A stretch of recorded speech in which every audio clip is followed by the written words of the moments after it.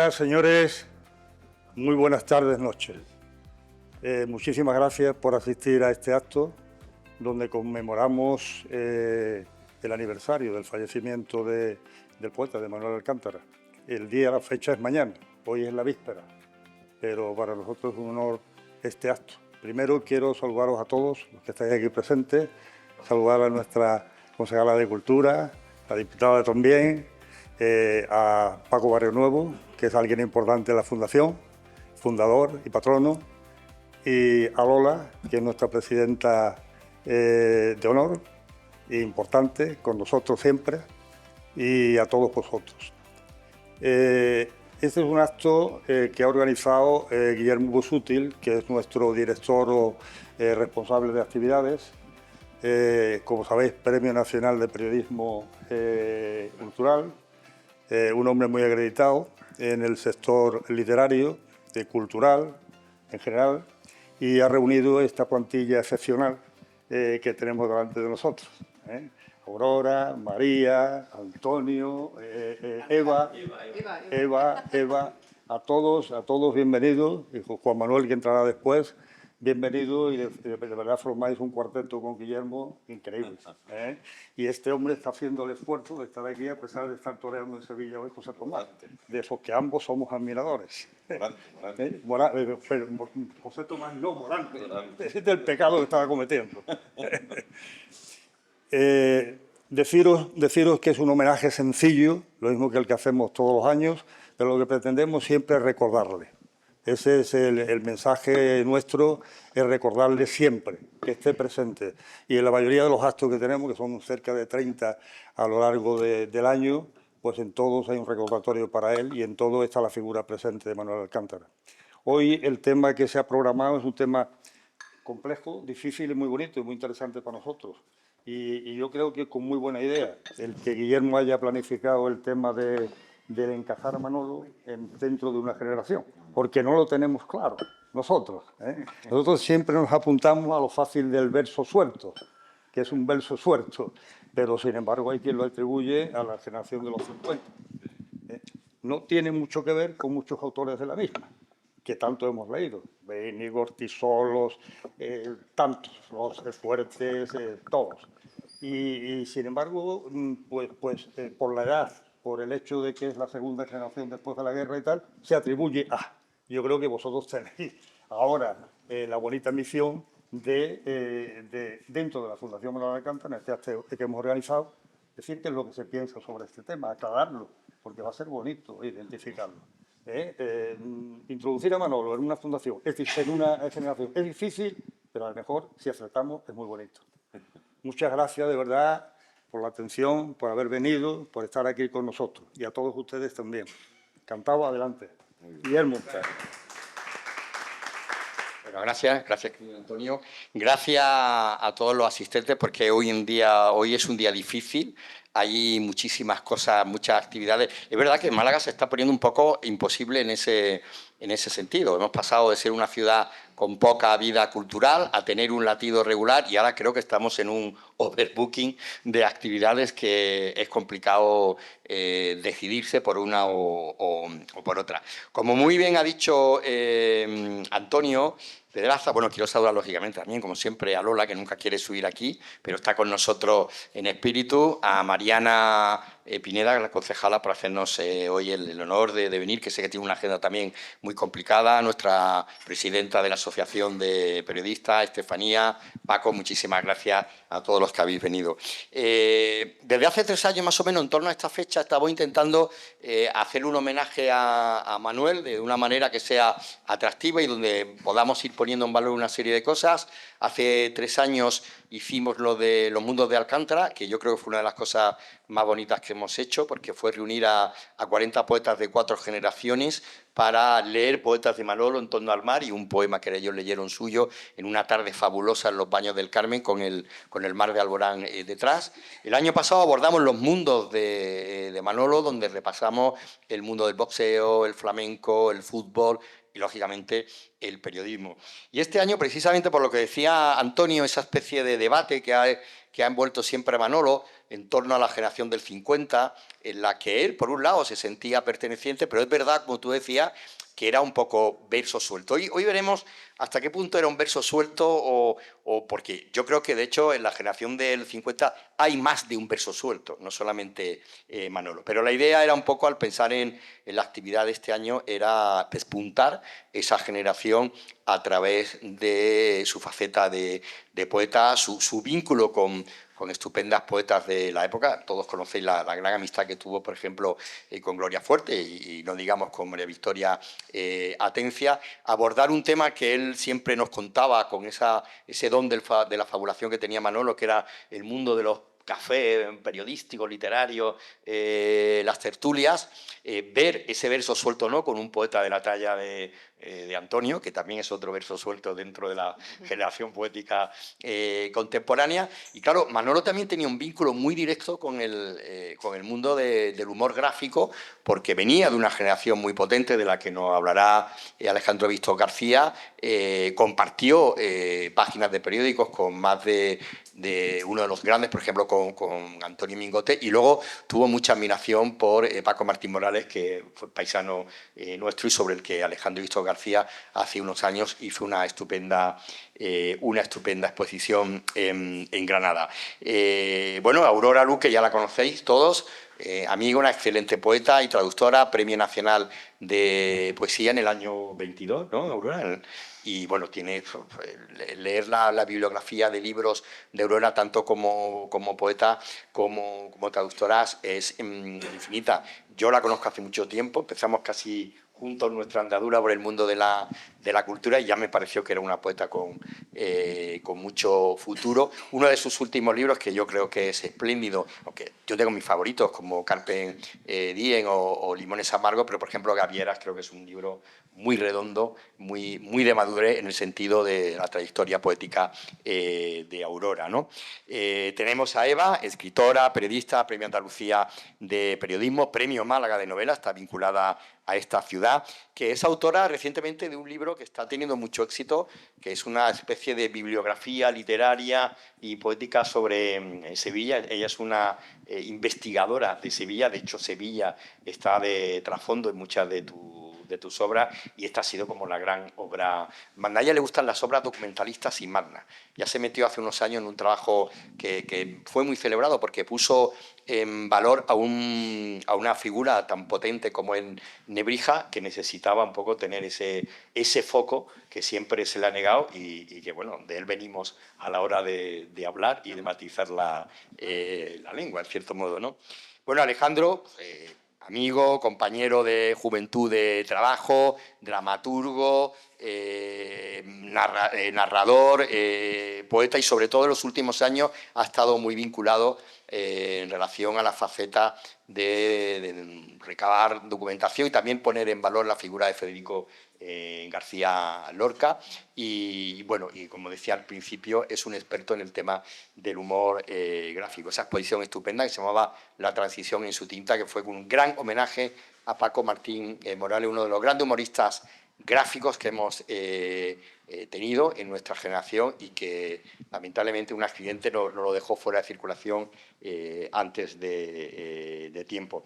Bueno, Antonio ya hemos dicho que es un poeta también importantísimo, con el premio Loewe, con un montón de premios poéticos. Es un columnista de referencia, hay que leerlo. Yo creo que en la generación herederos de la pluma y del talante y el espíritu de Manolo es uno de los que está en la primera posición, por ese don que tiene para el toque literario en la columna, no solamente en papel, porque también en radio habla como escribe como habla, y le da ese tono poético interesantísimo. Es un reportero, además, de temas que le interesa, y últimamente novelista. Se nos embarcó en un pesquero para contarnos un poco la travesía de esa dura profesión maravillosa, que yo creo que con la de los mineros son las profesiones más duras que hay en la vida, el pescador y el hombre de campo.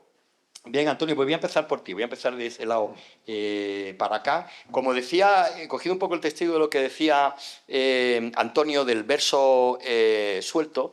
Es verdad que yo creo que la generación del 50, ahora tú nos matizarás, os voy a hacer una pregunta introductoria para que tengáis un poco de speed y luego iré haciendo más preguntas correlativas. Es verdad que la generación del 50 en sí misma no es una generación homogénea, es más bien una generación de diversidades, pero ahí, ¿dónde podríamos enmarcar realmente a Manolo? ¿Un verso suelto, como decía Antonio, o sería más un poeta periférico de la generación del 50? Antonio, bienvenido y gracias por Muy bien. aceptar la invitación. Pues muchas gracias, Guillermo, por la invitación, a todos vosotros y vosotras por estar aquí celebrando a Manolo, que es lo que importa. Cuando oigo decir el mar de Alborán, caray, ¿por qué no está, ya que está aquí la concejala de Cultura, por qué no lo llamáis el mar de Alcántara? Que es mucho más bonito, es decir, el mar de Alcántara, que merece Manolo tener un trocito de playa. Así yo sí le conquistaría el mar a Manolo. Bueno, dicho esto, la figura de Manolo dentro de la generación del 50 es difícil de ubicar, pero no es difícil de interpretar como hay una cantidad de centralidades en el 50 que confeccionan el canon habitual de la generación, pero luego hay una serie de, digamos, de gente orbitando alrededor, como sucede en todas las generaciones, que conforman la otra generación del 50. Manolo estaría en la otra generación del 50 porque la homogeneidad de las generaciones siempre tiene fisuras, es decir, no son compactas. Si son compactas son malas generaciones. Para empezar, hay una generación más caprichosa y más hecha de una manera un punto atrabiliario que la del 98. Es decir, ¿qué demonios tiene que ver Marañón con Valle Inclán, ¿no? En la del 27 también pasa un poco eso. Tú ves a los que se llamaban los académicos, los catedráticos, perdón, como era el caso de Jorge Guillén o era el caso de Pedro Salinas, ¿qué tiene que ver con la irreverencia en un momento dado de Lorca? ¿Qué tiene que ver con el popularismo o neopopularismo de Alberti en sus primeros libros, con el surrealismo de Alberti o de Cernuda? Bueno, pues cuando llegamos al 50 sucede lo mismo, porque se ha citado a Gloria Fuertes, se ha citado a María Victoria Atencia, por ejemplo, también podríamos citar a Angelina Gatell, que está muy olvidada, Angelina Gatell. Claro, ahí en esa otra especie de reverso distinto al presunto canon, que además no es tan canon general, porque el grupo de Barcelona del 50, donde estaba José Agustín Guitisolo, donde estaba Carlos Barral, donde estaba Jaime Gil de Viedma y algunos otros poetas importantes, no era el de Madrid, donde estaba José Ángel Valente, donde estaba Francisco Brines, donde estaba Caballero Bonal, donde estaban todos ellos. Había una sintonía hermosa que tenía que ver con la amistad, tenía que ver con la noche, tenía que ver con el alcohol y tenía que ver un poco también con esa condición lúdica, aquello que llamó Carme Riera los partidarios de la felicidad, en un momento muy gris y muy oscuro de este país. Y sin embargo, sucede alrededor de ellos de manera bastante cimarrona y con una condición muy, yo creo que muy vital, otro grupo de gente, donde también podríamos encardinar a Carlos Sahagún, que no se nos olvide, otro poeta interesantísimo que está a caballo, tiene un pie en el estribo del 50-50 y un pie en el estribo del 50 periférico, que es una nueva centralidad. Es decir, lo bueno del 50 periférico es que es una nueva centralidad. Y Manolo Alcántara tiene su sitio ahí. Tiene su sitio, primero, él en Madrid se posiciona en un territorio, cuando llega, que es el del Café Varela, que es un café que todavía sigue en marcha, un café que está justo al lado de mi casa, a 2 minutos de casa, donde muchas semanas nos juntamos ahí un grupo de amigos a hablar y aparece a veces el nombre de Manuel. Lo que sucede allí no sucedía en otros lugares de España. Sucedía solo en Madrid, en el Café Varela y en un café que se llama el Café Lisboa. Eran cafés que tenían una tarima, un poquito más baja que esta, donde se hacía una historia llamada Versos a Medianoche. Y ahí es donde se presentó Manuel Alcántara, en Versos a Medianoche del Café Varela.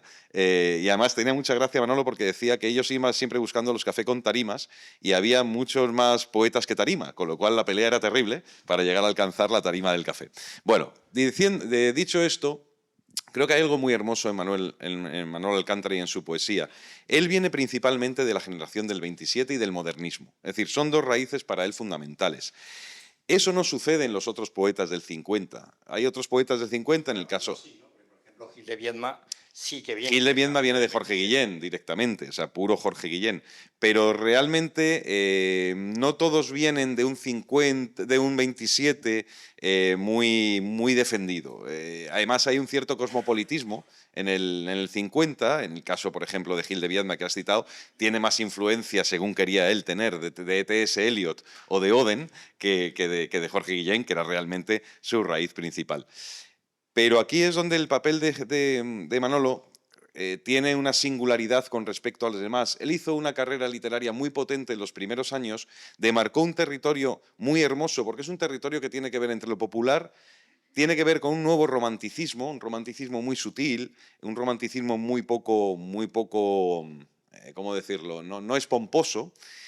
Y él se convierte realmente en un poeta bastante ajeno a las corrientes de su tiempo, sin dejar de ser un buen poeta, un poeta con una capacidad de observación, sobre todo por el ángulo. No es tan importante la mirada en la poesía de Manuel Alcántara como la óptica.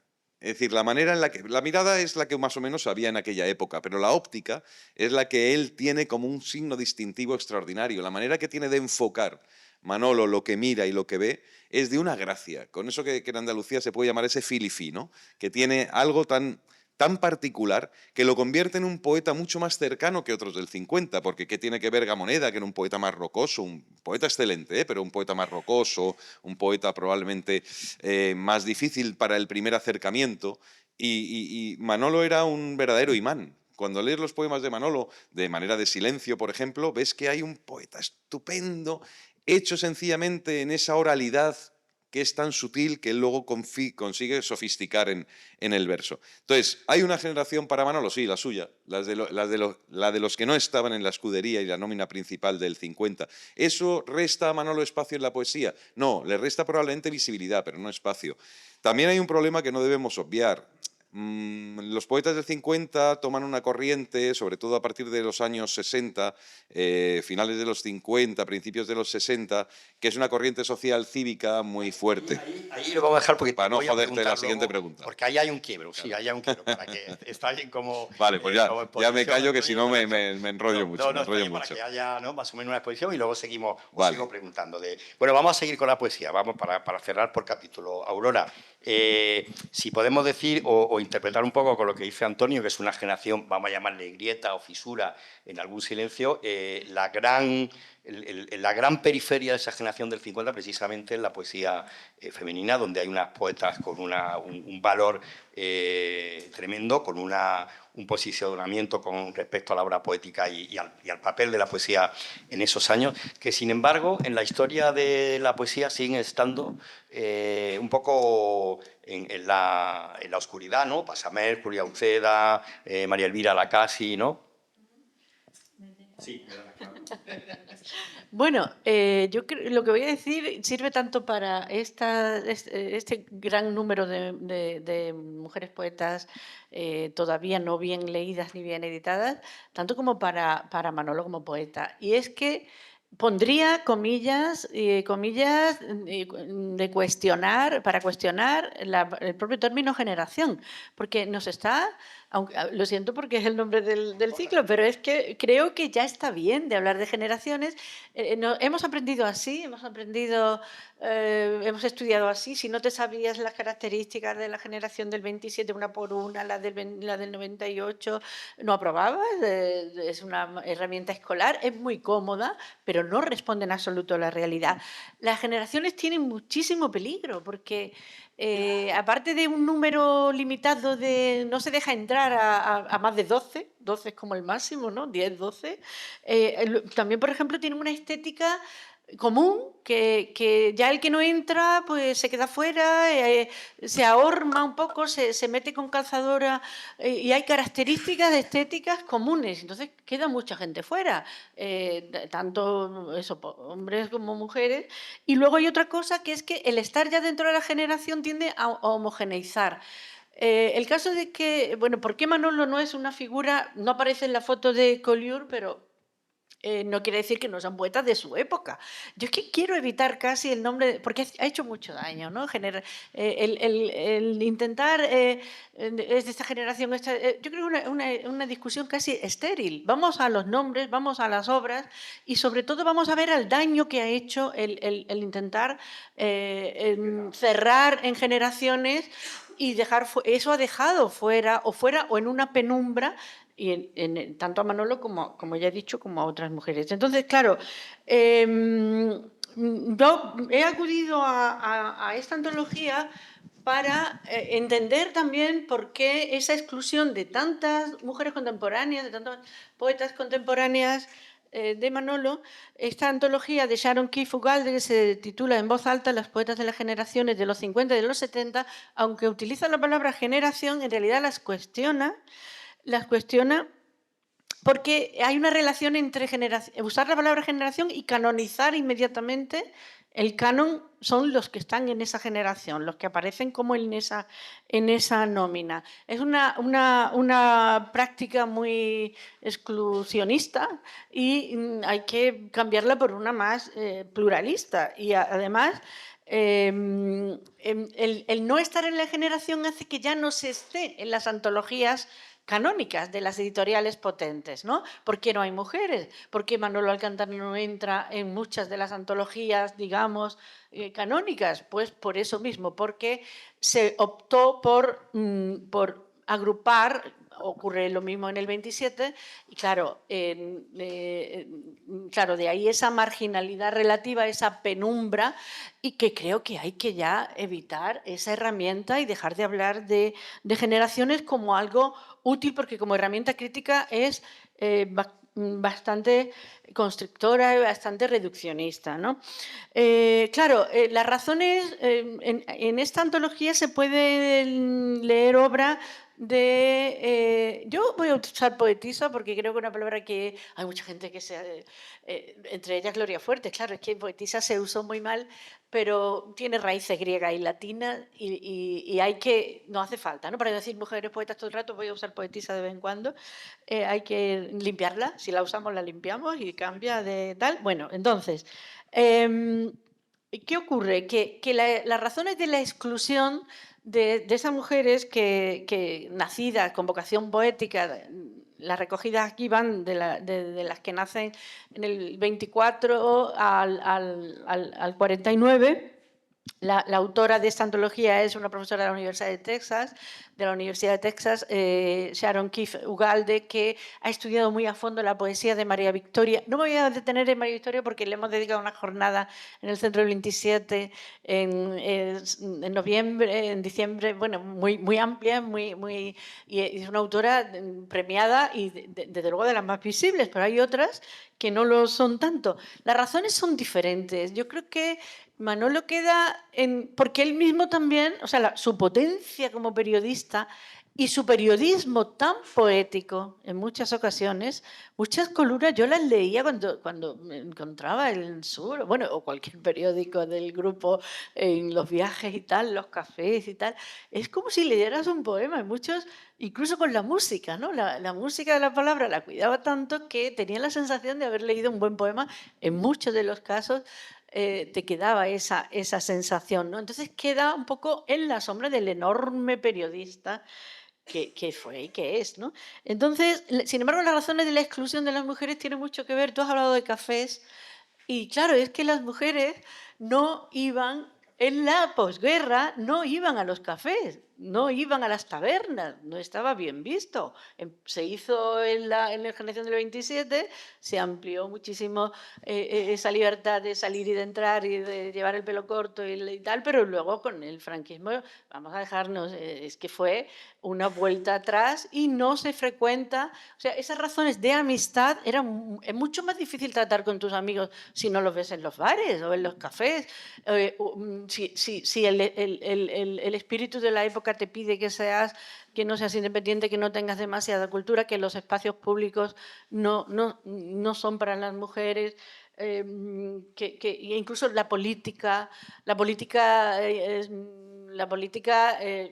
clandestina no estaban era mucho más difícil para el género femenino, ¿no? Entonces, esa complicidad de grupo falla. Las razones de la exclusión, de por qué en la foto de Collioure no hay ni una sola mujer, es esa falta de complicidad de grupo, el exilio o el aislamiento geográfico. Muchas vivían en ciudades pequeñas, además en plena dictadura, y las fechas de la publicación de sus libros, porque era mucho más difícil publicar para ellas. Por ejemplo, Dionisia García publica con 46 años su primer libro, y Paca Aguirre con 42. Paca Aguirre un poco también a la sombra de Félix Grande, a la sombra injusta de Félix Grande, porque ella es muchísimo mejor poeta. Está clarísimo, hay que leer. Bueno, yo leería, si no fuera tan largo, ya me ha prohibido que lea poemas largos, leería el poema de bueno, el Frontera, que vale por la foto de Collioure. Vaya, está a la altura de todos ellos. Bueno, pues claro, ella en este caso un poco estará a la sombra, y que publica con 42 años. ¿Y qué ocurre? Que solo si se publica pronto se está en esas antologías que se hacen como para, venga, ¿qué hay en la generación nueva? Pues si no ha publicado pronto ya no estás. Y eso le pasaba muchísimo a muchas mujeres. Y también, si las publicaciones son espaciadas, por ejemplo, María Victoria dejó periodos muy amplios de silencio en medio, pues ya también desapareces. Entonces ya no cuentan contigo por esa inercia de la academia y de la universidad. Vamos a hablar de esta generación, que es muy cómodo, en lugar de, oye, vamos a ver qué libros hay. Por eso los rescates tardan tanto, y todas esas causas. Y entre ellas, otra cosa, ir a contracorriente. María Victoria Atencio hace una poesía esteticista que no tenía nada que ver con la poesía social. Se queda fuera de la moda de la época. O también, por ejemplo, María Beneito, rescatada ahora últimamente, valenciana, hace una poesía neosurrealista. Pues no interesaba para nada, no se la lee con atención, por muy buena que sea, ¿no? Entonces, el ir a contracorriente también era propio de las mujeres. Paz Pasamar y todo. Vale. Venga, así me queda. No, vamos a seguir. No, te digo porque acabas de dejarlo también en el borde de la poesía social, que es importante que luego hablemos de eso, el peso que tiene tanto en la obra de Manolo, porque no está en la famosa foto política de la generación del 50 y en el caso de las mujeres. Por continuar con el café, Eva, también Manolo pertenece a una generación que, después de lo que nos ha dicho Antonio, la última generación es Antonio Lucas, que es la del periodismo de café, el café como borrador de notas, que en el caso de Manolo viene directamente de Pombo, a quien él admiraba mucho. En el caso también de su gran maestro confeso, como es César González Ruano, y es una tradición que luego, después de Manuel Alcántara, va a seguir Umbral, Manuel Vicent, y como ha dicho Antonio, llega a la generación de los periodistas que todavía se reúnen en café para tomarle el pulso al mundo. ¿Cómo valoras tú en esa generación del 50, que eso sí que es muy propio de la generación del 50, el periodismo de café, ese periodismo sereno que es casi conversacional, ¿no? Eva. Bueno, primero, muchísimas gracias por la invitación. Siempre la Fundación Alcántara, como decía además el propio Alcántara, decía que es muy importante... no se oye. Pues yo creo que... ¿Sí? ¿Sí? Ahora, vale. Sí. Como decía el propio Manuel Alcántara, el Parnaso es importante si tiene buenos acomodadores, y yo creo que el caso de la Fundación Alcántara es especialmente llamativo. A mí hay muchas fundaciones, ¿verdad?, que están absolutamente muertas, aburridas y tal, pero es verdad que hay muchísima actividad, y a mí me gusta además, hombre, yo creo que Guillermo le da un toque creativo especial, y lo cierto es que me gusta mucho participar siempre en esta fundación tan viva, y sobre todo pues con Manolo, ¿no?, que era la generosidad total, era la generosidad. Yo tengo un recuerdo de esos cumpleaños, ¿verdad?, que coincidíamos. 88 cumpleaños. Eso fue mítico, la gran foto de familia. Mítico. O sea, yo siento que he tenido mucha suerte. La mala suerte es que vivía en Sevilla, pero de haber conocido a Manuel Alcántara. Yo tengo la sensación de haber intuido cómo era ese periodismo y cómo era ese mundo literario en general, porque él era tan poliédrico, gracias a que en algunas pequeñas ocasiones me lo contó Alcántara. Esa sensación, yo recuerdo una noche que no sé si fue con alguna cosa del Congreso, jornada, no lo recuerdo, pero una noche esta de beber largamente, que como él además bebía tan bien, es que bebía tan bien, no recuerdo quién decía o quién escribió, dice, pero si es que... Ah, no, García comenta esta anécdota. Cuanto más vamos bebiendo, él habla mejor y con más profundidad, mientras que tú te vas trabando y vas... Entonces, yo tengo ese recuerdo, esa chispa, ¿no?, de Manolo, así que muy agradecida por estar aquí. Y efectivamente tengo ese recuerdo también de ese periodismo de café, absolutamente desaparecido, porque le decía a mi compañero, Antonio y yo hemos coincidido en el mundo durante muchos años y el periodismo, bueno, ya es que yo creo que ya no existe, o por lo menos no sé si nosotros hemos sido epígonos de algo que fue, pero que ya no era, ¿no? Entonces, esa generosidad que tenía además Manolo por compartir eso con las nuevas generaciones, que de verdad es que eso no es tan habitual, ¿no? Un personaje que era un maestro tan importante, era lo más sencillo, lo más humilde y te contaba cosas increíbles de una forma tan sencilla, ¿no? Entonces, yo eso se lo agradezco mucho. Ese periodismo de café que, bueno, y ahora fíjate los cafés que tenemos, el Starbucks, si eso lo viera. Claro, el tiempo ha perdido el aroma, ¿no? Ese aroma de la pausa del café, claro. Eso es un tiempo mítico. Y Gijón, que ya es una pastelería medio... No, sí, es que es terrible. O sea, a mí me gusta mucho indagar los cafés literarios y toda la historia de los cafés. Y es terrible esa investigación porque descubres ahora lo que hay y es más espantoso cada vez, ¿no? Entonces, bueno, ese mundo, yo creo que él es, de alguna forma, alguien escribió de él que era el último bohemio, ¿no? El último bohemio de ese Madrid castizo. Entonces yo creo que esa época de los cafés es probablemente la última época de los cafés, ¿no? Los cafés literarios, pues siglo XIX, principios del siglo XX, por supuesto, ¿no? El café de Pombo, el café colonial de Cansinos Asén, toda esa maravilla, de esos cafés de vanguardia, ¿no?, donde se hacían esas cosas maravillosas. Y es verdad que probablemente de los pequeños momentos luminosos de la posguerra puede que fuera lo que ocurría en esos cafés, ¿no?, donde de alguna forma había también cierto pensamiento clandestino y donde esa tertulia y esas charlas y las cosas que se hablaban, pues probablemente era el único refugio de la libertad, al menos la libertad creativa, ¿no? Claro, Alcántara es un personaje que yo lo veo, sinceramente, como en la clave de las generaciones, ¿no?, que es el tema que nos atrae aquí, como alguien transversal.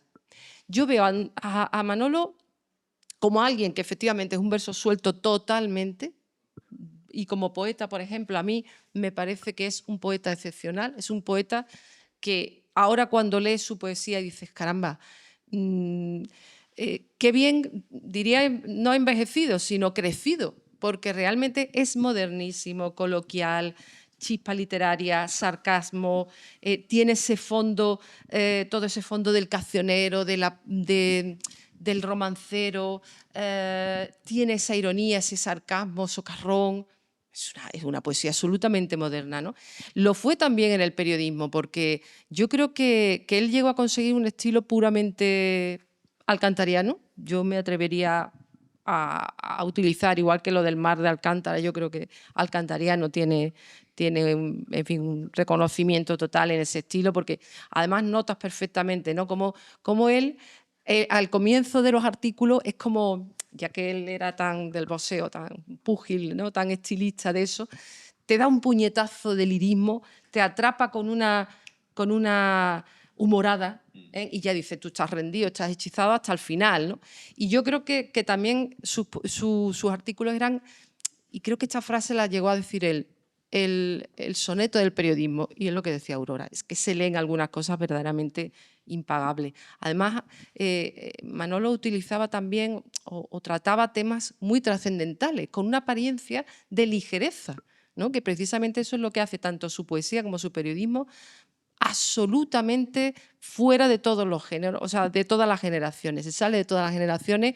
El hecho también geográfico yo creo que marca mucho a Alcántara, ¿no? Sí es verdad que él la mayor parte de su vida está en Madrid, pero ese venirse a Málaga también determina mucho para bien y para mal, porque es verdad que geográficamente Madrid sigue todavía centrando demasiado y siendo demasiado ombliguera en ese aspecto. Parece que todo lo que pasa en Madrid es lo único que sucede en España y pasan muchísimas cosas, ¿no? Aquí mismo, por ejemplo, en Málaga hay una generación muy importante, hemos estado hablando de María Victoria Tencia, pero bueno, Alfonso Canales, Rafael Pérez Estrada, el propio Pablo García Baena, ¿no? Que cuando estuvo viviendo aquí con Cántico, por ejemplo, que el grupo Cántico también formaría parte de esa generación y sin embargo tampoco aparecen muchas veces, ¿no? Entonces, él es el último de algo, pero el primero de todo y el que está presente en muchos momentos estelares, ¿no? del periodismo y siendo amigo sobre todo, yo creo que era un gran amigo. Tiene como maestros a Ramón Gómez de la Serna, que además él tiene ese detalle de absoluta ética, de amistad, de marcharse del periódico arriba cuando lo echan a él.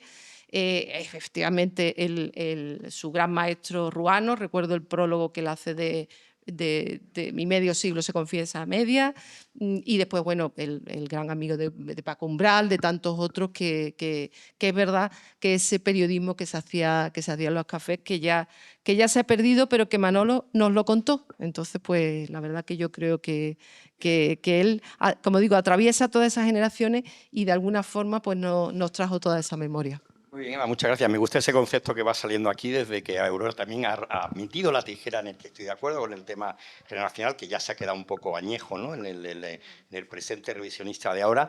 Pero me quedo con un tema que has dicho tú con los cafés, que es el pensamiento clandestino.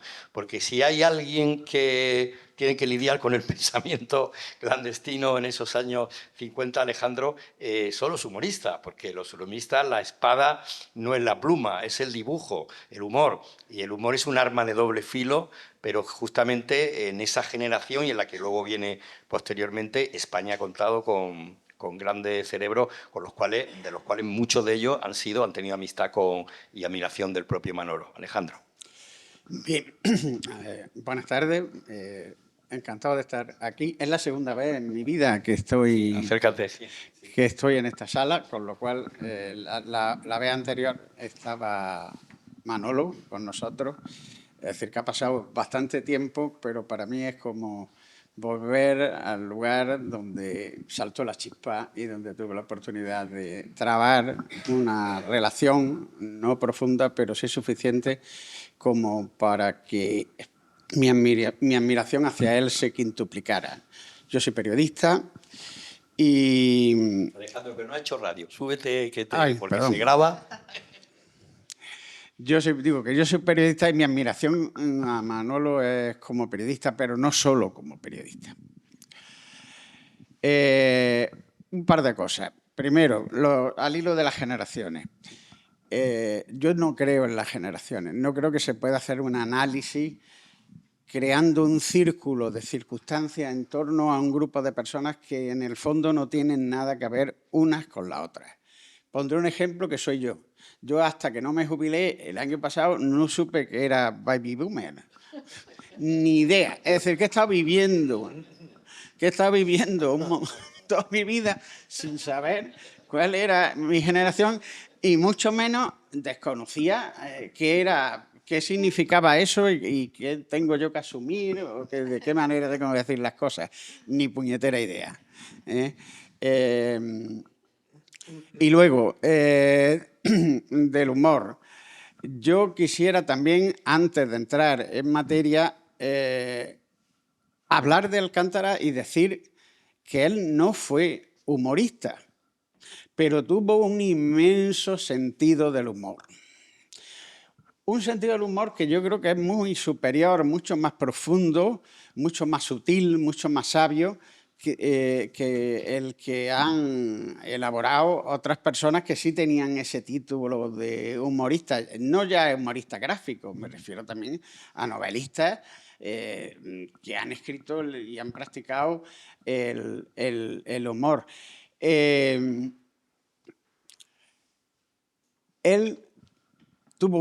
tenía una capacidad de ironía que además entraba... Cuando se habla de ironía, generalmente pensamos en un prosista. Es decir, ejerce la ironía y ejerce la ironía en los textos. Pero es que Alcántara era irónico también en su poesía, es lo que has dicho tú antes. Es decir, ese juego de contradicciones que de pronto te sorprende y te golpea y te deja atónito cuando lees un verso suyo, en el fondo es un dechado de ironía, es una ironía, una especie que igual nace de la greguería, ¿no? Es decir, es algo genial que merece estar en cualquier antología del humor si llegáramos a hacer eso, de ese tipo de humor. Y ya entro en lo que a mí me corresponde, que es hablar sobre el humor y la generación del 50 al hilo de lo que tú has dicho. Yo creo que lo primero que habría que hacer es entrar en contexto, porque hablar del humor en los años 50 era complicado. Era complicado porque España venía de una guerra civil que había destrozado cualquier sentido del humor y había convertido la diversión en algo prohibido, es decir, daba pudor divertirse. Y si se trataba de divertirse, uno se divertía a las malas. Entonces, el hecho de que el peso de la contienda bélica todavía en los años 40, cuando se está formando ya el humor de los 50, tuviera ese sentido tan doloroso, yo creo que es lo que socava cualquier relato que podamos intentar hacer sobre la generación del 50 y el humor. Por ejemplo, la primera publicación de humor gráfico que apareció en plena guerra fue en 1937, que se llamaba La Trinchera.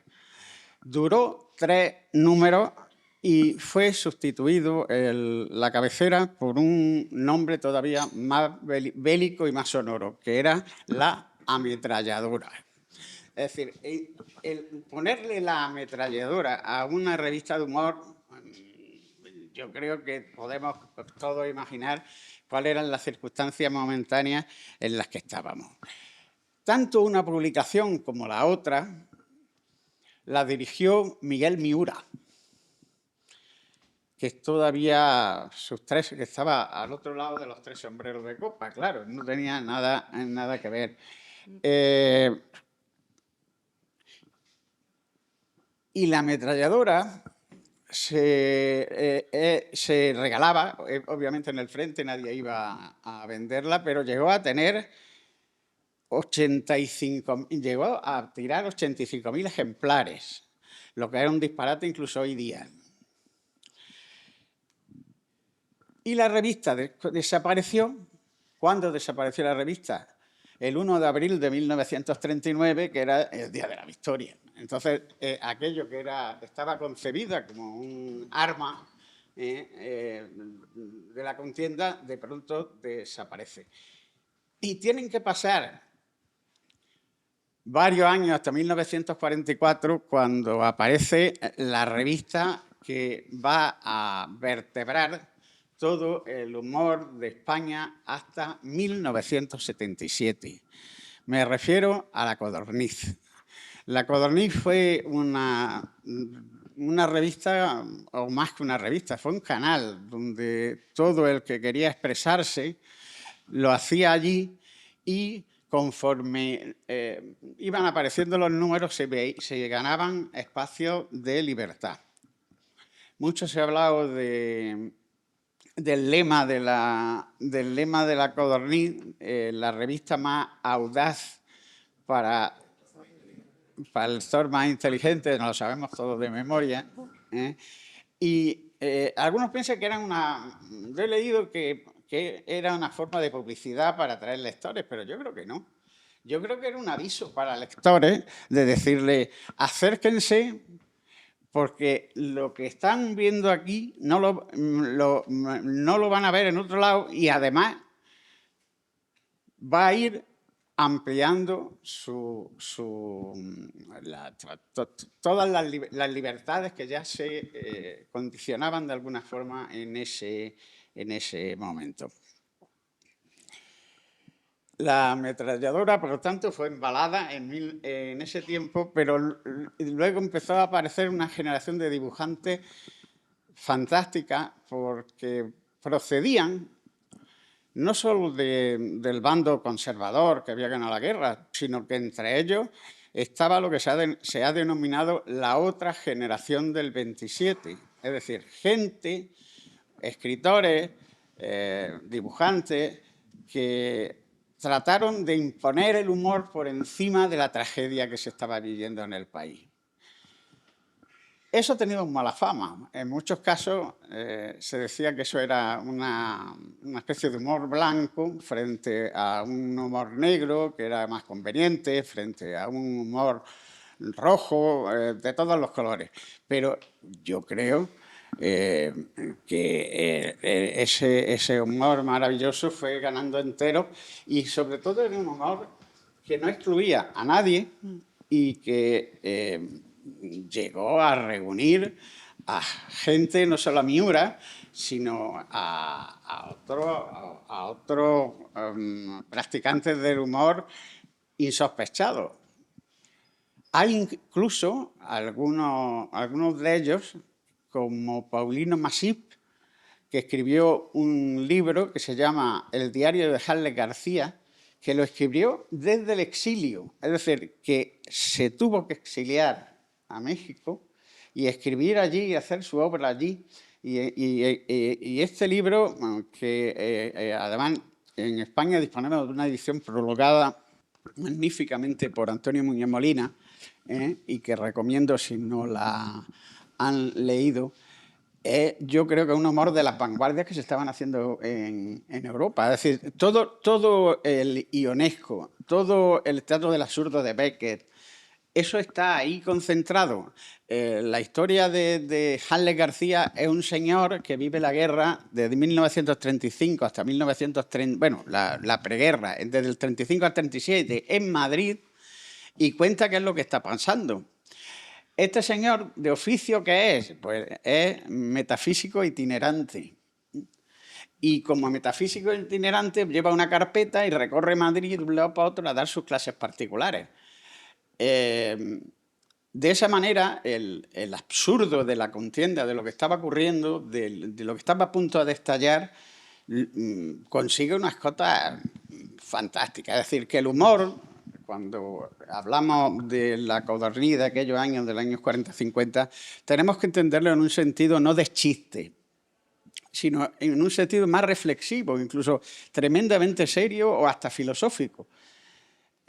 Solo de esa manera se puede llegar a ser consciente de que ese grupo de personas que estaban haciendo ese trabajo en realidad estaban dando una lección de ética dentro de un contexto en el que era imposible mantenerla fuerte. Vamos a dejarlo ahí, que está bien, como introducción de esa incluso con esa definición que acaba de hacer, ¿no? Del humor como resiliencia, en cierto modo, ¿no? En ese periódico, y volvemos a recuperar un poco esa barrera que habíamos dejado hoy Antonio Luca en la foto de Collioure, donde realmente, como decía, luego te preguntaría a ti también por eso, Aurora, esa barrera que es esa foto mítica, donde realmente la generación del 50 hace un viraje y se posiciona, no en la amplitud del grupo, pero sí en nombres vehiculares, como por ejemplo Caballero Bonat, por ejemplo, como una generación más social, más combativa.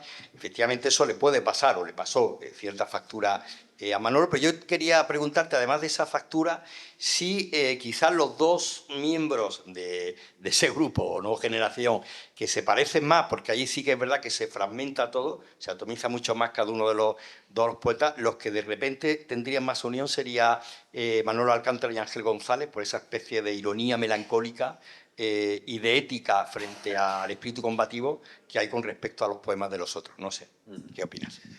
Bueno, puede ser que haya una sintonía estética entre Ángel González y Manuel Alcántara, pero creo que Manuel Alcántara va un punto más allá. Ángel González es un poeta leonés, quieras que no, perdón, asturiano, que luego pasa un tiempo en León, y es un poeta un poquito más seco, es decir, lo que tiene es la ironía, una enorme ironía, una ironía muy bien traída, una ironía del desencanto, que no creo que ese desencanto sea el mismo que vive Manolo. Con respecto a la foto de Coyur, es muy interesante porque toda generación es excluyente. O sea, el objetivo principal de una generación es quitar gente de la generación y quedarlo y dejar nada más que el grupo de 10 o 12 que decía Aurora, ¿no? Entonces, a Manolo no le convenía en absoluto esa generación porque no iba a ser nunca aceptado ni asimilado. ¿Por qué? Porque todos ellos eran poetas que estaban en un frente político muy marcado, muy claro y con una condición común de ser oposición real a la dictadura. Manolo estaba en otras posiciones. Cuidado, se puede ser alguien que vive una dictadura sin necesidad de estar en contra de ella y tener una enorme dignidad y una enorme capacidad de crítica desde dentro, como tuvieron algunos, entre otras cosas, por ejemplo, Dionisio Ridruejo mucho tiempo después.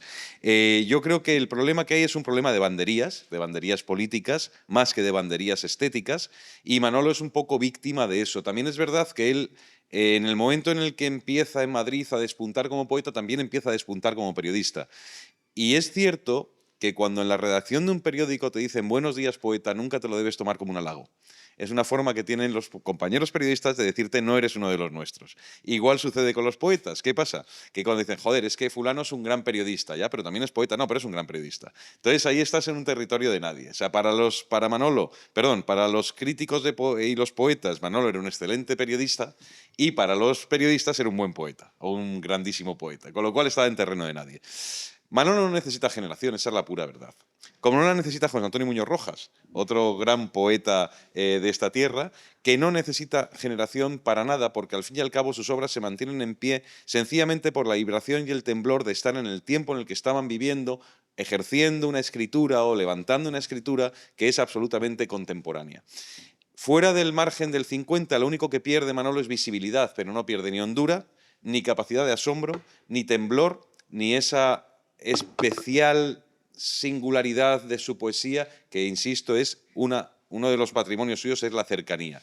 Entonces, Manolo Alcántara es un hombre del 50. Manolo Alcántara, digamos, en el contexto de su biografía, pertenece a esa escudería del 50. ¿Manolo Alcántara necesita el 50 para ser Manolo Alcántara? En absoluto. Ni lo va a necesitar nunca, y cada vez que se vayan despejando más las incógnitas sobre la ortopedia enorme que supone el concepto generacional para entender el contexto poético de un país, pues terminará teniendo un lugar y un territorio más grande. Hay una cosa muy asombrosa en Madrid. Cuando empecé yo periodismo, Manolo Alcántara era un nombre que, sin formar parte de la absoluta centralidad, porque estaban los Umbrales, estaban los Raúl del Pozo, Manuel Vicé, Maruja Torres, Rosa Montero, Carmen Rigalt, pero de repente ellos nos fueron enseñando a los que veníamos detrás que existía otra generación de escritores, y de repente tú oías el nombre de Manuel Alcántara. A mí no me era ajeno porque era una persona muy cercana a mi familia en Madrid, con lo cual no me era en absoluto ajeno su nombre, pero a mis compañeros y compañeras sí. Y ellos fueron los Umbrales, los Vicén, los Raúles, la Rosa y tal, quienes nos fueron diciendo, ojo con esta gente que hay allí. O sea, ahí estaba Manuel Alcántara, ahí estaba, ¿cómo se llamaba este otro? Cammani, que era una persona también con un posicionamiento muy claro ideológico, pero que respetaban los que venían después, aunque no estuviesen de acuerdo. Un brillante columnista. Claro, es decir, había una serie de columnistas que a nosotros nos los descubrieron, y a mí me sorprendía mucho. Madrid, que es tan severo y tan poco generoso, y cuando uno ocupa el sitio en Madrid dispensa poco espacio a los demás, el nombre de Manolo siempre aparecía, y el único, pero también es verdad que de manera muy contundente, a mí me decía, tienes que leer, querido Manolo Alcántara, es un poeta estupendo. Bueno, pues ese era Paco Umbral, el que reivindicaba a Manolo como poeta estupendo, porque Umbral, que era de la misma genealogía que Manolo, venían de ese linaje, de ser de los escritores de periódicos que han convertido su escritura, han hecho de su escritura, o han hecho con la poesía, bujía de su escritura. Entonces, claro, cuando tú decías, es verdad que tú leías una columna de Manolo y tú veías esa ondulación del idioma que tienen los buenos poetas volcados en periódico. Y tú leías a Umbral y tú veías la sabiduría y esa colisión de las palabras tan extraordinaria capaz de encender territorios nuevos, ¿no? Porque había detrás de ahí un poeta. Entonces, ante la pregunta, Antonio, ¿encontraremos generación para Manolo? Hostia, ojalá que nunca, porque Manolo debe ser el único capitán de su única gabarra, y con eso le basta. No necesita compañeros de viaje, que los tuve muchos, y uno de los que para él fue una lectura principal y fundamental, y creo que llegó a establecer un cierto vínculo de amistad, fue Pablo Neruda. Pablo Neruda y Manolo creo que tuvieron una cierta relación epistolar, según me contó él en alguna ocasión. Y yo creo que cuando uno va huroneando por la poesía, por los libros, Plaza Mayor y tantos otros libros de Manolo, encuentra a Neruda. Y ya con esto acabo. Encuentra a Neruda donde hay un sentimiento ético y estético ante la poesía. Y luego, ¿cómo desaparece Manuel de las antologías? De una manera muy espontánea y muy natural. Hace carrera en el periodismo y hay dos antologías importantes, una que hace Carlos Bousoño a finales de los 50 y otro que hace Luis Jiménez Martos en 1961. Son las dos últimas antologías en las que aparece Manolo vinculado a la generación del 50 o vinculado a una estela de poetas que estén relacionados con esa promoción. Y no vuelve a aparecer hasta el 2003. Desde el 61 hasta 2003 hay un barrido extraño, caprichoso, extravagante y nada sagaz para que de repente Manuel Alcántara haya sido borrado de las antologías que vinieron después. No, por supuesto, Las voces y los ecos de José Luis García Martín y tantas otras que vinieron después a reivindicar la estética del 50 y no estaba Manolo.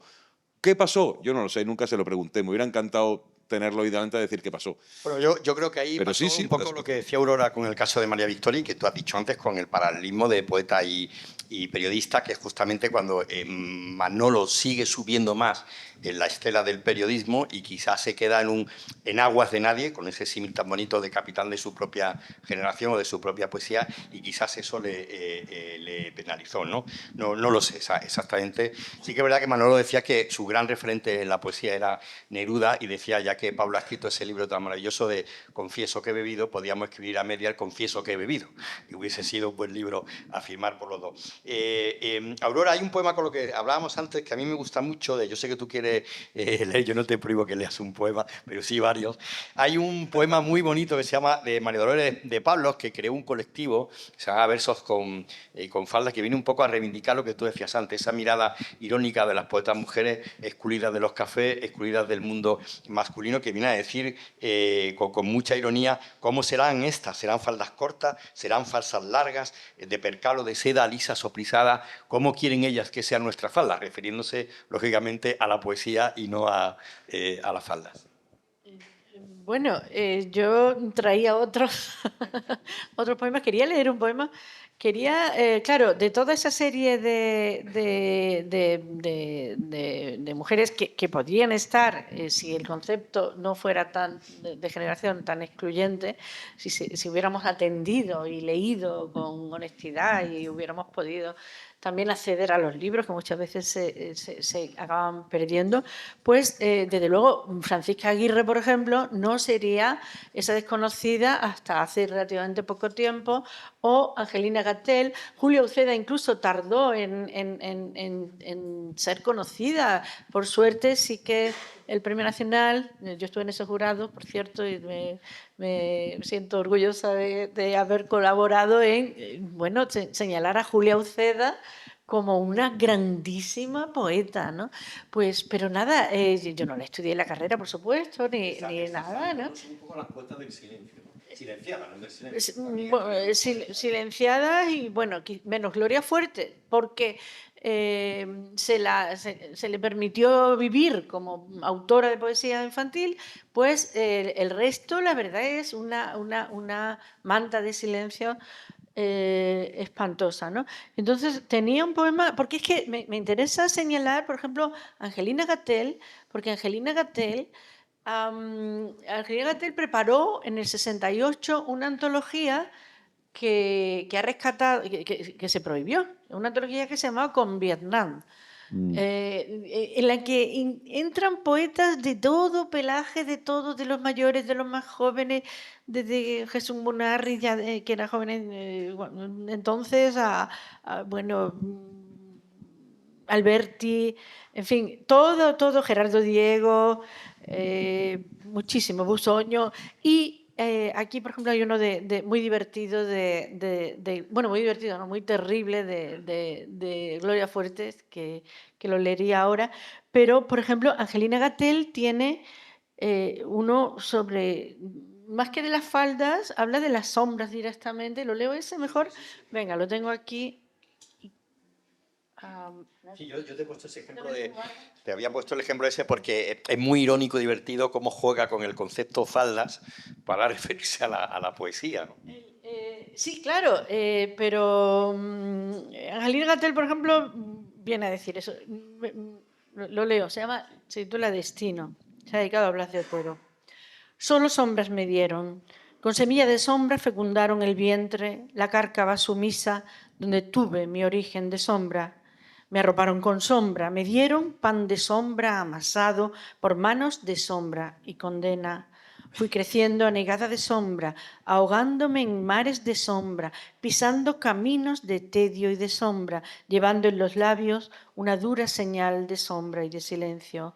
A mi voz opusieron densas sombras, cegando la plural hermosura que a mi boca afluía. Largo trago de sombra acudió a mi garganta, a mi sed insaciable. Con pedradas de sombra derribaron mis manos, abatieron mis ramos celestes. Un látigo de sombra golpeó mi alegría, dejó el aire vacío de rosas, apagó las estrellas, el beso, la sangre. Con un lienzo de sombra envolvieron la clara, rebelde sonrisa. Me poblaron de sombra la frente y los párpados. Una llave de sombra cerró para siempre las puertas del alba. Y con muros de sombra me hicieron la casa. Y amueblaron de sombra y de espanto la alcoba nupcial, asediando mi cuerpo, cercando de sombra furiosa mi vientre. Y vinieron, cubiertos de sombra, mis hijos. Bueno, es un poema tremendo, buenísimo, y así hay montones en esta antología que yo cuando la manejé hace ya, cuando apareció, ¿no? Pues, ¿cómo es posible que yo no conociera esto? O sea, ¿cómo no lo hemos leído antes? ¿Qué ha pasado, no? Y hay montones, montones de casos. Leo el de... venga, el de Gloria Fuerte. El de Gloria Fuerte porque es muy actual. Está en la antología esa que publicó Julio Neira, por desgracia desaparecido muy pronto, en Visor, y que se prohibió 2 veces, se autorizó y luego se volvió a prohibir, ¿no? Porque era demasiado peligroso una antología de poemas, como si ahora fuera sobre Gaza, ¿no? Pues sobre Vietnam, ¿no? A ver, ¿dónde está Gloria Fuerte? Gloria Fuerte escribe un poema más cortito que se titula Cuando la tonelada de tierra entierra viva la sonrisa de un niño que no sabe qué pasa. El río perfume ya huele mal. No flotan pétalos, flotan cachos de carne, flotan de los chicos de la flota y de los guerrilleros de la cota. ¿Qué será? Y de la bilis de los jefes en sus cómodas sillas orejeras, ¿qué será? Mientras el río perfume huele mal y todos los niños del norte y del sur no dejan de llorar. Bueno, pues esta antología la preparó una poeta bastante desconocida, por suerte ya está rescatada su poesía completa que ha salido en Barleby, ¿no? Sí, creo que sí, y es ya accesible, ¿no? Pero no pudimos leerla, teníamos ganas de conocer. Yo además en la facultad, es que Santa Teresa, Rosalía de Castro y Emilio Pardo Bazán, y ya está. Y ya está, entonces venimos de esta generación de baby boomer, tuvimos una formación pésima y no sabíamos nada de ellas, ¿no? Y por eso creo que bueno, y con el ejemplo que he dicho, paralelo, en el caso, bueno, la poesía de Manolo está muy bien publicada, lo que pasa es que también es difícil acceder a esta colección de Ciudad del Paraíso, una edición de Paco Ruiz Noguera, que muy rigurosa, como todo lo que hace, y es una edición buenísima, además que señala esa condición que aquí nos ha salido de poeta existencialista, disimulado un poco por ese juego con la lírica popular, pero tiene un fondo existencialista cuando habla de la muerte. Quería preguntar a Antonio Lucas de eso después, si nos da tiempo. Pero muy bien, Aurora, muy bien. Para que sigamos con este juego. Yo te había apuntado, Eva, al principio, que una de las cosas que a mí me gustaba más de Manolo, de las columnas, porque creo que es algo que viene directamente del tema del café de tertulia, que es algo que tiene Pla, tiene Josep Pla, luego tiene Manuel Alcántara, y yo creo que termina perdiéndose con Umbral, que es ese tono conversacional que tiene muchas columnas Manolo, que te da la sensación de que estás en un café, sentado tomándote un café con él y que te está platicando, está debatiéndote el día. Y creo que eso viene de esa herencia del café, que el último en recogerla es en el Sprint de Madrid, Umbral, y no en todo, pero creo que es el último de En cambio, en Manolo creo que es el momento álgido de esa faceta del periodismo heredero de la tertulia de café. Eva. Sí, además es verdad que todos recordamos que, bueno, hablaba como escribía y viceversa. O sea, es verdad que era un autor que tenía mucho oído, ¿no? Y precisamente yo creo que también eso es lo que da mucha verdad a su poesía, que era un hombre que estaba en la calle, que estaba atendiendo a la realidad. Recuerdo también una frase de él, es que tiene una frase que yo recopilaría las frases de Alcántara, porque muchas veces me asaltan. No recuerdo dónde fue, pero alguien le preguntaba si él escribía. Pues claro, escribía todos los días. Es que en eso era otra cosa, un monstruo de la naturaleza, ¿eh? Todos los días a la misma hora mandando el artículo. Que por cierto, a mí me gustaría preguntar si se conserva el fax desde el que, o sea, él mandaba su artículo. Llegaba en fax, ya no existía el fax y el fax estaba en la redacción del Diario Sur, creo, solo para Alcántara. Lo que sí se conserva, porque lo vamos a ver cuando terminó la mesa, en la dramaturgia que va a hacer Juanma Lara, su máquina de escribir. Su máquina de escribir, luego, claro, aquí pues en tanto el en la escenario. máquina como el fax yo lo pondría si existiera un museo de la historia de Málaga, yo pondría el fax desde el que mandaba. Es que yo pondría al motorista Antonio Lucas, al motorista que iba a sacar de Claro. Madrid, que le cogía el artículo y se lo llevaba corriendo a pasar la censura. Pero sería una memorabilia estupenda y yo creo que representa un poco el último de esa generación, ¿no? Entonces, bueno, lo que tú decías, yo creo que tenía muy buen oído, por eso era también muy auténtica su poesía. Muy falta de retórica, ¿no? Tú lees cosas y dices, pero bueno, es que esto que se escribía en esta época, este hombre estaba escribiendo esto tan de verdad, tan de ahora mismo. Y con su periodismo, absolutamente, o sea, tiene esa riqueza verbal, eso le da una sensación como de coloquialidad, de apariencia de ligereza, y ahí coincido con Aurora también en el tema existencialista, es que realmente te das cuenta los temas trascendentales que él aborda con aparente intrascendencia, ¿eh? O sea, es un poeta muy valiente. Yo creo que esa supervivencia durante la dictadura hizo a grandes escritores escribir a contracorriente con sutileza. Entonces yo creo que Manolo era un maestro en eso. Y como Aurora ha leído una cosa, ¿puedo leer una cosa? Sí, De verdad, es que me parece que, mira, es el artículo que escribió cuando muere su maestro González Ruano, ¿no? Es un artículo que escribe ya, 16 de diciembre de 1965. Leo un fragmento para que nos quede ese aire, ¿no? con el que cuenta las cosas, porque parece que te lo está contando y te está contando exactamente el momento en el que, bueno, está el velatorio de González Ruano, ¿no? Te lo está contando un amigo en el café. Creo que es lo que más te gustaría. Creo que sin ganas debo hacerlo. A ti te quedaban bien los muertos y yo he aprendido mucho de ti, entre otras cosas, que se es escritor como se es pelirrojo, porque sí.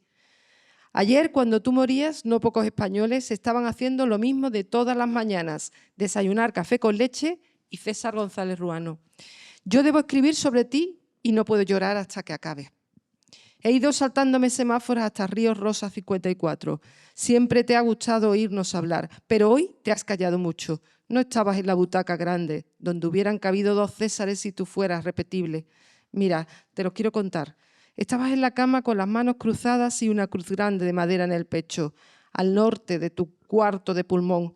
No estaba encendida la chimenea, fuera acechaba la niebla y la casa empezaba a llenarse de gente.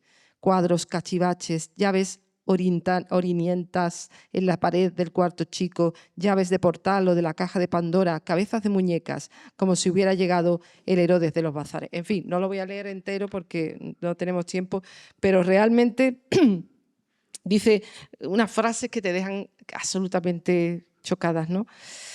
Y ahí está ese tono de conversación, este caso. Claro, es que te lo cuenta, dice, y un luto largo en las hemerotecas, nadie más entrenado para morirse al borde de diciembre. Parece que estamos allí, parece que estamos en la casa de González Ruano ese día y él no lo está contando, ¿no? Por eso esa idea de transmisión. Yo creo que tenía un gran oído. Eso, hay muchos periodistas que a lo mejor están en la calle y no se enteran de nada, en el sentido de ese oído universal que tenía Manuel, para hacer tan real y tan auténtica su poesía y su periodismo, insisto. Muy bien, Eva. Alejandro, en esa generación ya, o en ese periodo más potente del humorismo, del que tú nos has situado, digamos que aparece Ors, aparece Mingote, aparece Forges, y ese abanico largo, te iba a decir generación, pero no, ahí sí que no es generación para nada. Termina en Paco Martín Morales, nuestro amigo Paco, que tiene una viñeta que yo creo una de las viñetas más potentes de la historia del humorismo gráfico, que es la madrugada del 20 de noviembre al 21, que él dibuja un callejón lleno de botellas de champán, todas vacías dentro de cubos. Sí. Que viene a sintetizar lo que es el humorismo. Una imagen puede decir más, o puede ser más peligrosa que una frase, ¿no? Pero hay un juego de perspectivas maravilloso porque se ve un callejón con muchas botellas de champán agotadas y tiradas allí en un cubo de basura. Y si te fijas, hay una ventana abierta que es donde aparece la fecha. Se ve un calendario con la fecha. Es decir, que no hay una indicación de un pie indicándolo. No, no. Es simplemente que se ve también un calendario dentro de una casa, que es lo que da la clave de todo. Y claro, pone 20 de noviembre Se ve, yo creo que sería como que se ha caído el 20 y está en el 21, por eso están boca abajo. Evidentemente aquello él no le trajo. Él es que tuvo muchísimos problemas con la censura. Ese no le dio ninguno, porque es que no había manera de meterle mano. Era un juego ahí de fuerza con los censores extraordinaria. En cambio, otros dibujos aparentemente infantiles sí lo pusieron, vamos, tuvo consejos de guerra. En el archivo suyo yo encontré una carpeta con todas las denuncias que hubo. Hubo un periodo en España, que es del 70, y desde la muerte de Franco hasta la aprobación de la Constitución, en que no estaba regulada la libertad de expresión. Es decir, que cualquiera podía promover el secuestro de una publicación. Y había muchos militares, había muchos jueces que sin más decretaban... pero además a Paco le llegaban por lo civil y por lo militar. Hay un dibujo fantástico en el que un señor, aparentemente un militar, se está despidiendo del conductor y le dice: bueno, ya hemos llegado de vacaciones, mañana me volveré a ir. Algo así, de una inocencia total. Pero la clave está en el banderín que tiene el coche, de donde viene, que según parece, alguien dijo que tenía la estrella de general. Y entonces eso rápidamente le provocan un consejo de guerra y le acusan de insulto al ejército. Él tuvo que ir a la sala, a una sala militar en Barcelona, y le preguntaron: ¿no es más cierto que usted ha pintado una estrella? Y él dijo: señoría, creo que es una mosca que se cagó en el dibujo justamente antes de mandarlo. Eso que acabas de decir, en cierto modo, tiene paralelismo con ese humor al que tú aludías al principio de Manuel Alcántara, algunas columnas, que casi, no la columna entera, pero a veces había como pequeñas viñetas de humor, que es algo que tiene también Manuel Picé, ¿no? Otro ejemplo más que va a quedar patente del absurdo hasta donde llegaba. Se ven dos paisanos en el campo comiendo higos chumbos. Y uno de ellos está quitándole las espinas y las va contando. Y el pie pone 32, 34, 35 y 36. Secuestraron el número de ideal de Granada porque pensaban que era una alusión a los años de la Guerra Civil. Una alusión que no entendían, y el periódico ya se había impreso. Dieron la orden de destruir los ejemplares o de cambiarlo de alguna manera, y no se le ocurrió, no sé quién estaba en la dirección del periódico, de salvar a que escollo, que quitar el pie. Y entonces lo único que se vio al otro... el día siguiente en el periódico eran dos tíos comiendo higos chumbos.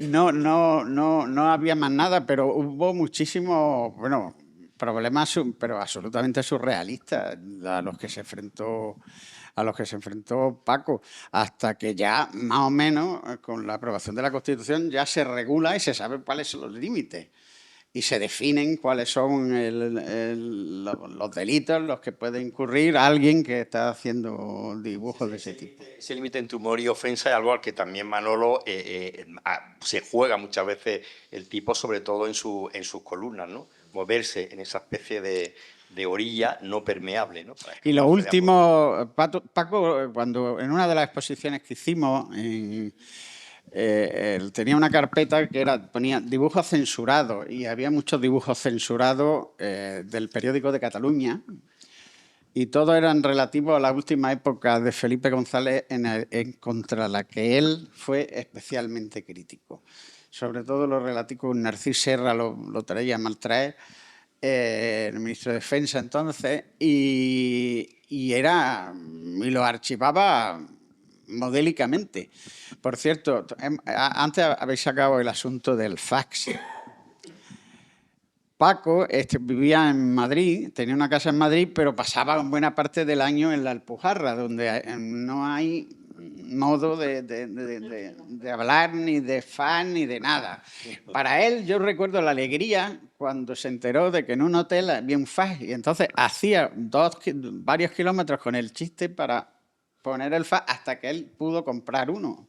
No era muy proclive a la modernidad, así que tuvo que convencerse primero de la necesidad de ponerse un fax. ¿Qué pasaba cuando puso el fax? Porque los vendavales que había en la Alpujarra movían la que vive, tiene allí a media y la de luz. ¿Qué hacía? La solución, pues cogía a su mujer, a Magdalena, y con una escoba,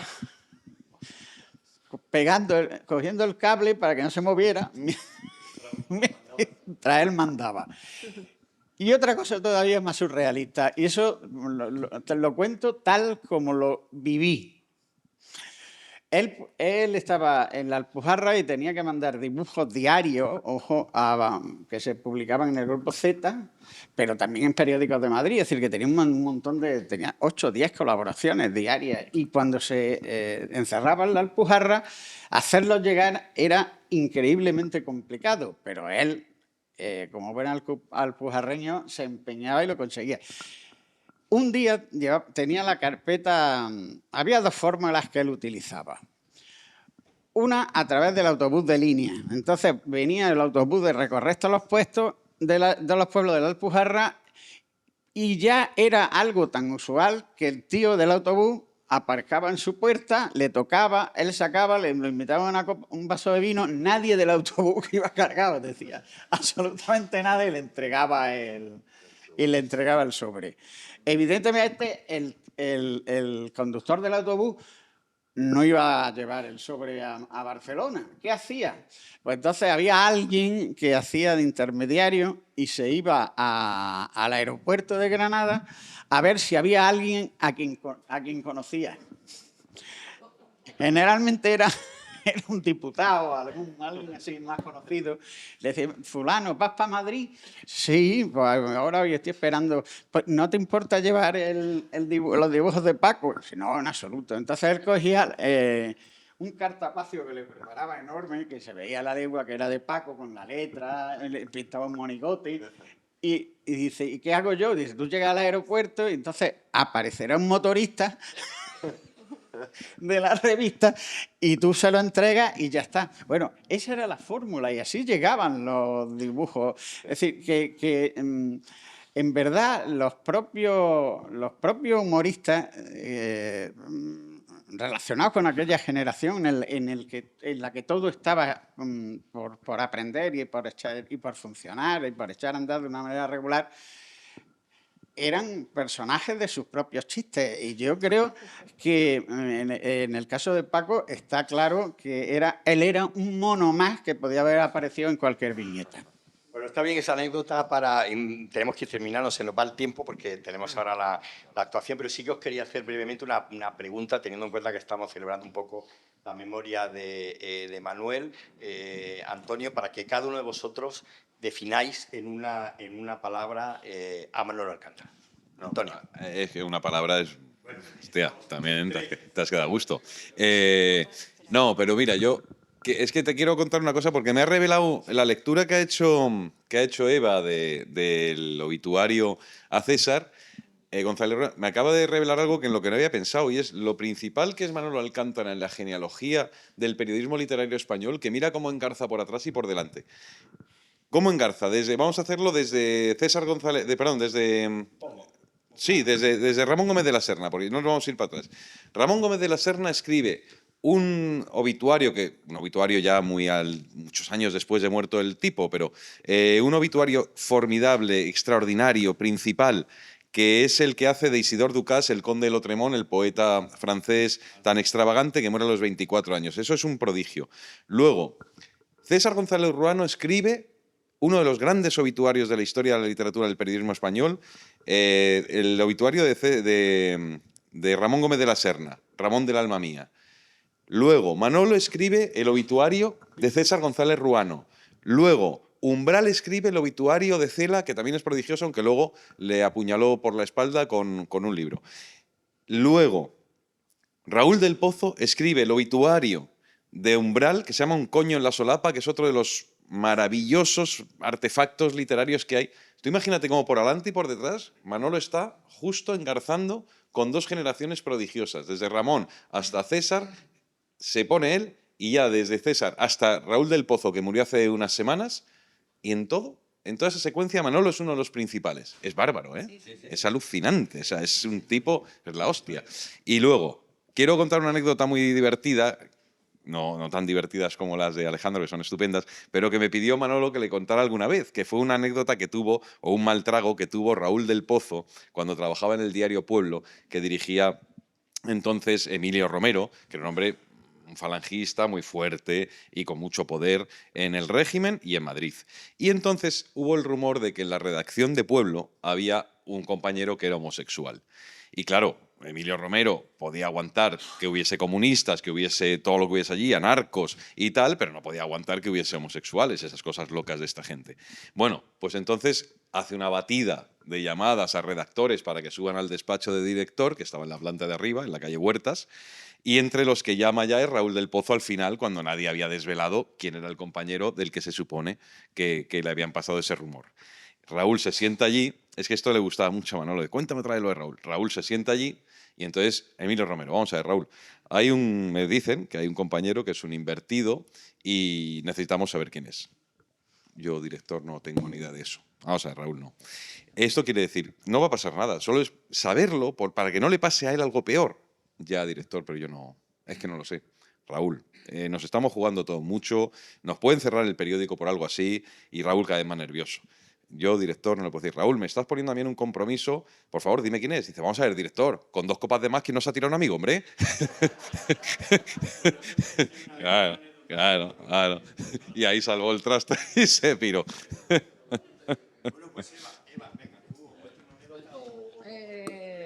O no, anécdotas, bueno, no sé. No. Que es tanto, pero bueno. Mira, se podría definir ironía, escepticismo, que me parece que también era un escéptico interesante, compasión y ternura y melancolía. Yo creo que son palabras que podrían, y vida, ¿no? Y que podrían definir a Manolo. Muy bien, Eva. Alejandro. Bueno, yo había hablado de necrológicas y habéis pasado por alto una necrológica importantísima, que es la que hizo Manolo Alcántara a tono. Es verdad. Que fue además premio González Ruano de periodismo. Él muere en los primeros días de 1977, no sé si el 5 de enero. Inmediatamente publica la necrológica. Es una necrológica que tiene un arranque surreal, porque es un diálogo.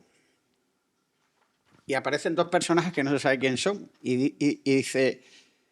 Uno le pregunta al otro, usted de fuera, ¿verdad? Y el otro le responde, sí. Dice, pues yo también.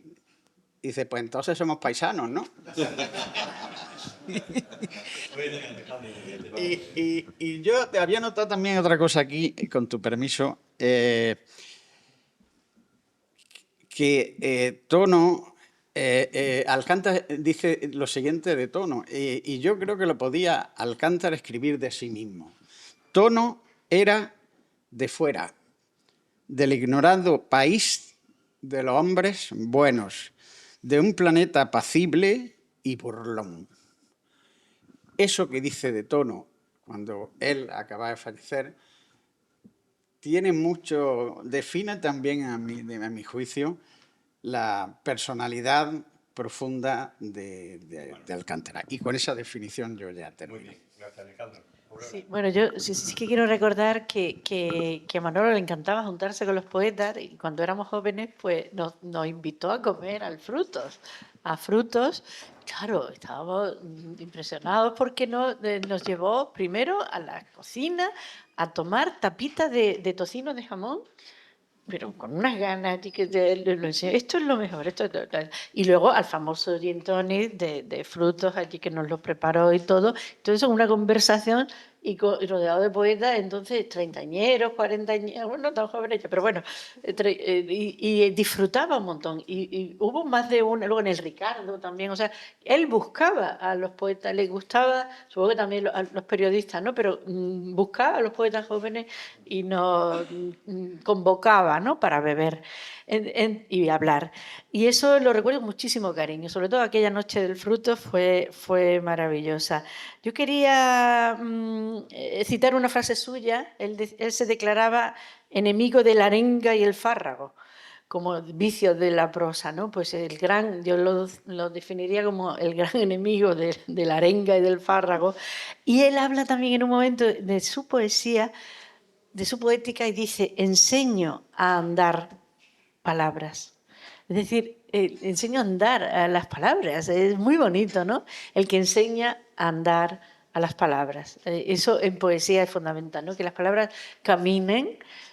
Pues es verdad que él lo consigue, ¿no? En sus poemas las palabras no están estáticas, no están quietas, caminan contigo y se te vienen, ¿no? Te quedas ya con ellas porque se vienen a tu vera. Pues me quedaría con eso. Muy bien, muchas gracias, Aurora. Espero que os haya resultado interesante. No vayáis porque ahora bajará el telón para que podamos aquí mover un poco el escenario y convocar a Juan Marara, que es el broche de esta mesa, pero antes darle las gracias a nuestros invitados, porque espero que lo de la generación de Alcántara es la generación de Manolo, no los que están en su generación. Él mismo fue su propia generación. Antonio, muchas gracias. Eva, Alejandro, Aurora, muchísimas gracias y gracias a vosotros. Un aplauso para ellos.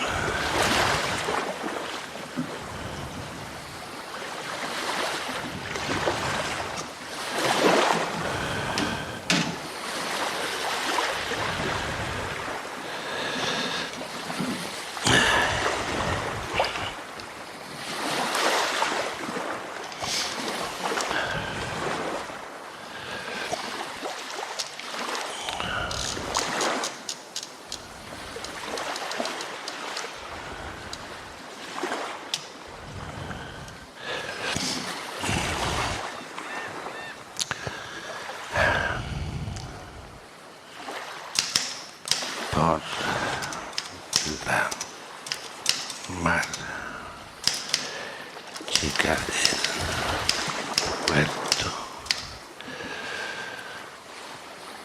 andan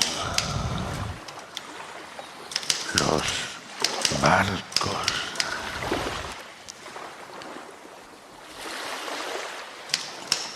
buscando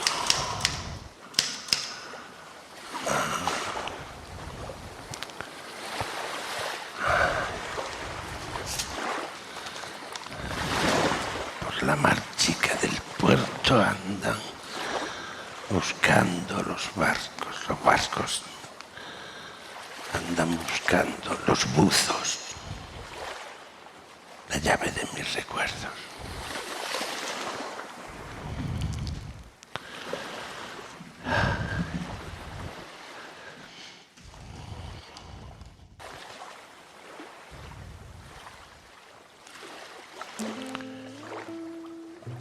Por la mar chica del puerto andan buscando los buzos, la llave de mis recuerdos.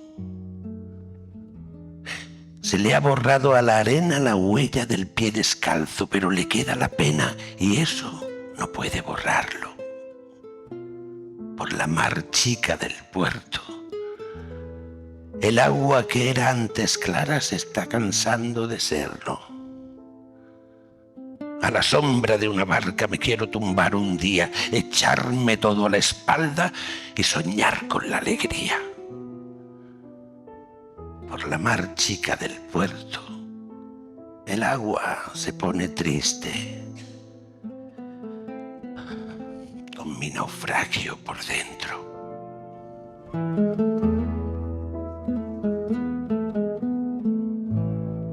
Le gustaban pocas cosas, el alcohol y las ventanas, el mar desde una colina, el mar dentro de la playa, el olor de los jazmines, los libros de madrugada, el sol, el pan de los pueblos. Quevedo, recordar África, la noche y los amigos, el verano y tu pestaña.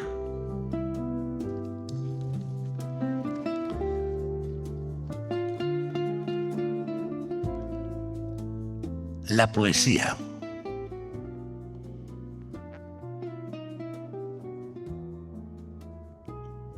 Estaba por el viento que yo la vi, presunta en palabras, escondida en el pecho, sin patria por la tierra hizo su residencia en el silencio. Hombres hechos por Dios de la materia de los sueños la buscaron sin luz entre las cosas. Huérfanos del secreto invocaron su nombre, se inventaron los versos. A veces roza el canto, o nos suena por dentro, pero nunca se queda con nosotros. Solo nos deja el eco. La memoria de Dios solo la sabe. Los hombres escribimos en el viento, un poema es propósito de dorar el misterio, un inútil intento de saberse cordialmente indiscreto. Y nadie sabe, la poesía es una manera de silencio. Si alguien está seguro que la tiene, que escriba el primer verso. Viniera hasta mis manos y se haría la luz. Yo le preparo un hueco. Nada se puede hacer para que venga. Por eso yo me quedo con los brazos cruzados, esperando a que me llueva del cielo.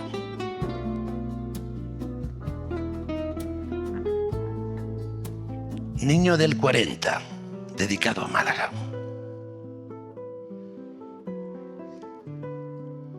Una luz por el parque y el pitido de un barco que se fue, que se está yendo.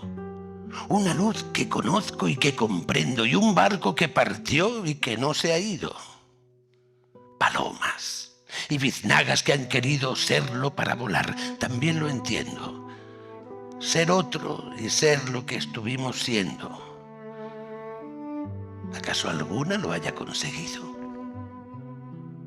Un tranvía de sol con jardinera y en los baños del Carmen gran carrera, concurso entre sirenas y delfines. No se estaba ya en guerra aquel verano. Mi padre me llevaba de la mano. Yo estudiaba segundo de jazmines.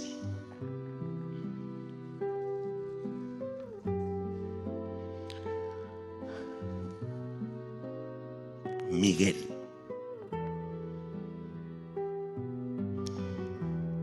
No sabía que Miguel muriera de España y cárcel. No se podía saber. Era yo un niño en el parque. Bajó del penal al aire un rebaño de palabras, estaban llenas de sangre. Era yo un niño en la playa. Aquellos montes de Málaga tiraron todos sus versos y sus penas y sus cabras. Aquí se mató un almendro. A tierra que mata almendros yo no la puedo creer, aunque jure por sus muertos.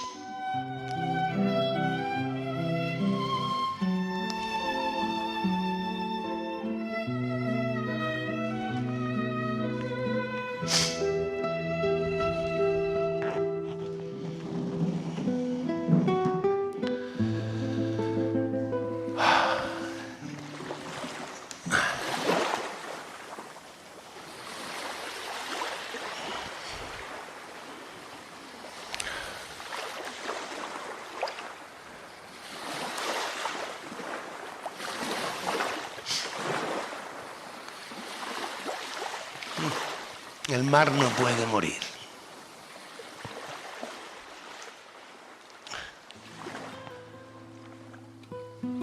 El mar no puede morir.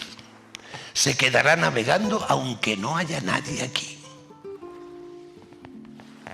Que no, que el mar no se muere, que no se puede morir.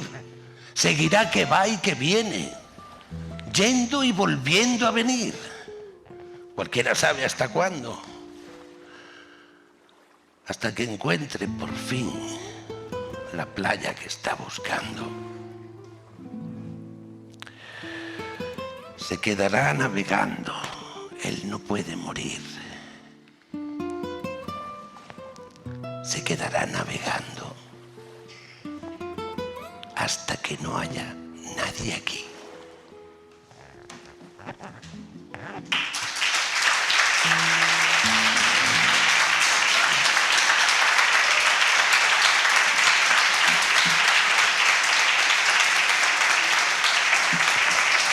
Gracias.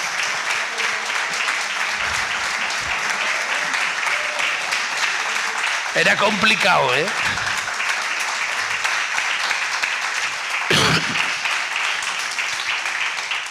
Espero haberme acercado a lo que él sentía. En sus palabras lo dice claramente, ¿no? Y creo que se entiende perfectamente los valores que tenía. Me encanta el poema de Miguel, a Miguel Hernández. Me emociona mucho.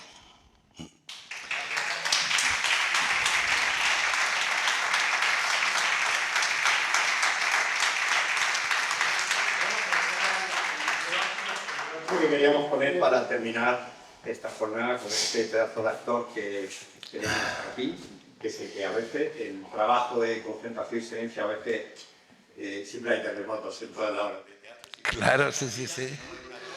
Bueno, pero aquí había muy buena energía. No sé si es que lo habéis convencido de esa energía con el... Porque yo no quería estar. Porque no quería contaminarme de cosas que no puedo prepararme en un segundo. Yo cuando leí los poemas, os quiero decir que yo cuando estudié arte dramático, un profesor, Leo Vilar, nos daba siempre poemas de Manuel Alcántara. Y todos queríamos hacer esos poemas. ¿Por qué? Porque nos identificaban, porque tenían una rítmica, una métrica y tenían algo visceral que nos llevaba a querer hacer eso. A mí me parece un gran poeta, muy bueno. Y me parece que solo hay que leerlo bien para que se entienda todo. No es una poesía complicada de entender, pero sí llega al corazón, pero como un dardo. Bueno, muchas gracias por haberme escuchado. Me hubiera encantado hacerlo algún día, sí. No sé si físicamente yo me parezco a Manuel Alcántara o no, pero si algún día hace... No, no me parezco. Pero él era alto, ¿no, Lola? Ah, no era muy alto. Bueno, podía haberlo hecho así, pero... Muchas gracias a todos por escucharme. Gracias.